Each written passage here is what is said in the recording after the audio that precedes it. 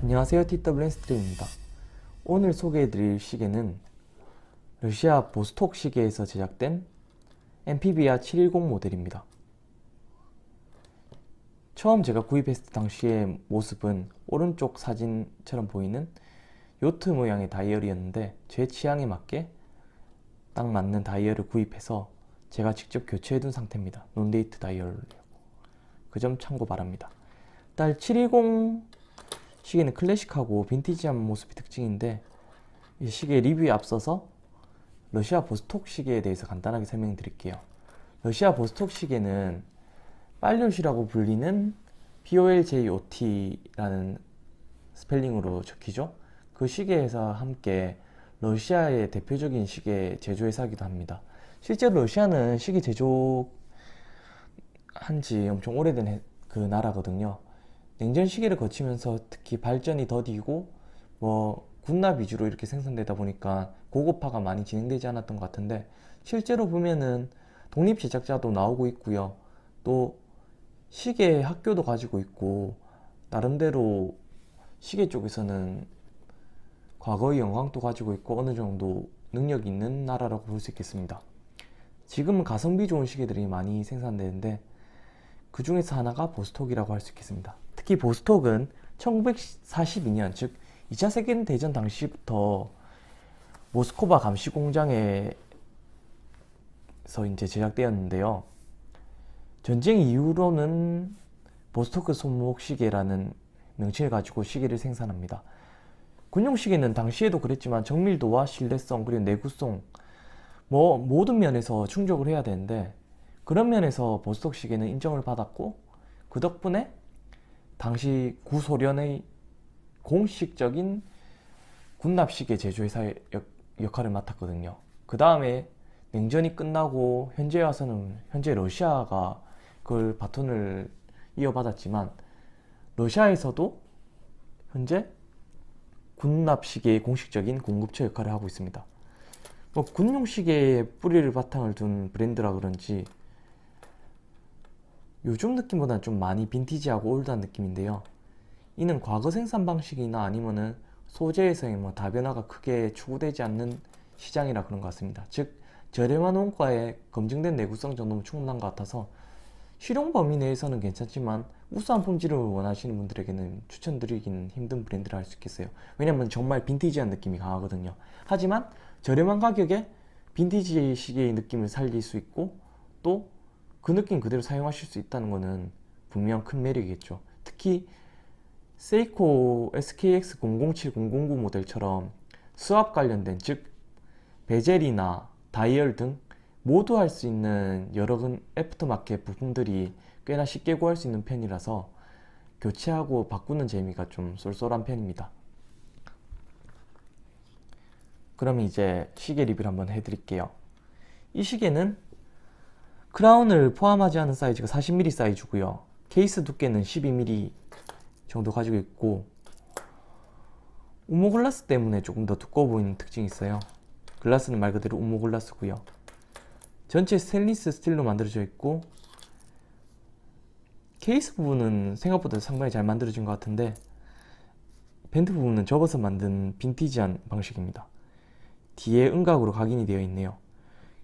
스크류백 방식으로 보이는데 좀 특이한 게 일반 스냅백 방식의 고정되는 방식이 아닌 백이 하나 있고요. 그 주변을 이렇게 스크류를 돌려서 잠그는 방식인데 원가 절감 방식인지 어떤지 모르겠지만 좀 독특한 방식입니다. 내부 게스킷도 오른쪽 사진을 보시는 것처럼 고무링이 두껍고요. 그래서 방수가 좀 잘 되는 것 같아요. 거기다가 큰 용두로 일한 스크류에 견고한 것도 있고요. 무엇보다 이렇게 뒷면에 보시면 자사 무브먼트가 있는데 10만원대 미만에 이 정도 그래요. 매력 있는 무브먼트를 구할 수 있다는 게 참 매력적인 것 같습니다. 투박하긴 하지만 7S 무브보다는 훨씬 저는 마음에 들더라고요.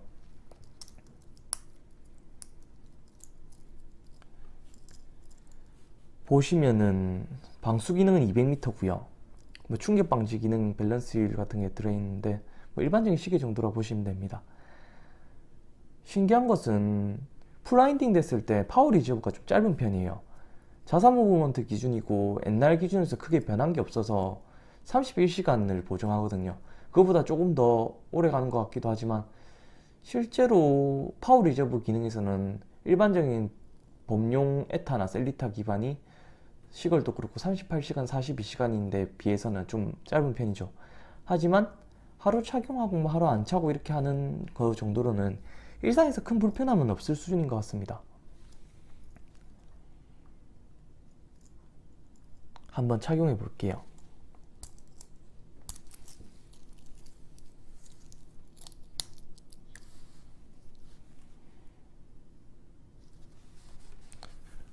이렇게 생긴 케이스 구조를 쿠션형 케이스라고 하는데 제 손목이 17.6 정도거든요.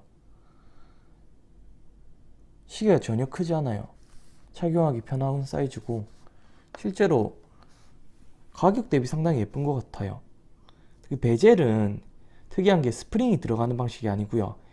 아주 옛날 빈티지 롤렉스를 치면은 5513이나 1680 같이 내부 스프링이 없는 구조라서 이렇게 막 양방향 회전인데 뻑뻑한 편이에요. 휙휙 돌아가는 건 아니고요.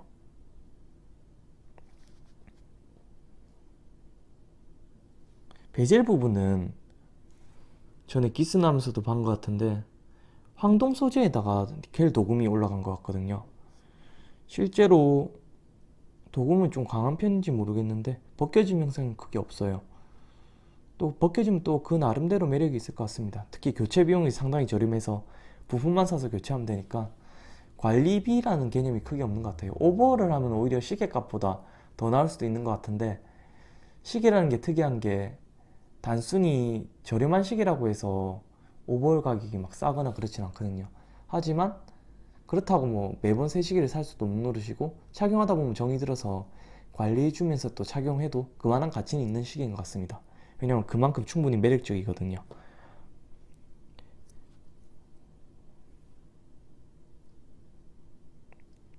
뭐 다이얼 완성도나 이런 거를 다 평가하고 하기에는 워낙 저렴한 시계라서 힘들지만 군용 시계 느낌은 충분히 나고요. 또 실제 러시아 군인들도 보스톡 시계를 착용하니까 내구성 면에서는 뭐 괜찮은 수준인 것 같습니다. 러시아 기계들도 그렇지만 좀 단순하고 형태적으로 디자인적으로는 좀 부족하더라도 내구성은 좋은 게 일반적이거든요.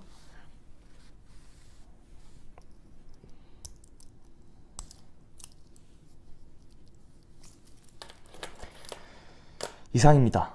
오늘 총평은 좀 짧게 할게요. 시계 자체가 단순해서 큰 리뷰 내용은 안 나왔는데 짧게 말씀드린 건 다음과 같습니다. 시중에서 구하실 수 있는 10만원대 이내의 시계에서는 보통 코치 시계를 많이 생각하셨을 거예요. 세이코 같은 경우에는 SNK809 같은 뭐 10만원 내외의 제품들이 있긴 하지만 실제 그 제품들과 비교했을 때 크게 부족함이 없거든요. 특히 기능면에서 다이버 시계를 찾는다 하면은 그 가격대 쓸만한 제품을 찾으면 쿼츠로 된 건 카시오 흑세치 오른쪽에 보시는 제품이나 뭐 그 정도밖에 안 떠올라요. 하지만 그거랑 비슷한 가격대에서 기계식 시계, 특히 이렇게 수동 감기가 가능한 제품을 구입한다는 것은 상당히 매력적인 것 같습니다. 맨 마지막에 보여드리는데 무브먼트 조작이 좀 특이해요. 이게 흔들거리거든요. 용도 부분이. 이게 불량이 아니고요. 무브먼트 특징입니다. 하나 더 뽑으면 이렇게 흔들리면서 빠지는데 이 상태에서 시간 조절할 수 있고요. 한번 넣었다가 풀었을 때 안 뽑고 이렇게 돌리면 수동 감기 모드입니다. 이 부분은 당하실 수 있으니까 참고하시고요. 그 외의 기능은 동일하다 보시면 됩니다. 10만원대 가성비 좋은 여름 시계 또는 사계절 시계를 찾으신다면 러시아 보스톡 시계는 괜찮은 선택일 것 같습니다. 이상 TW인 스트립이었습니다. 고맙습니다.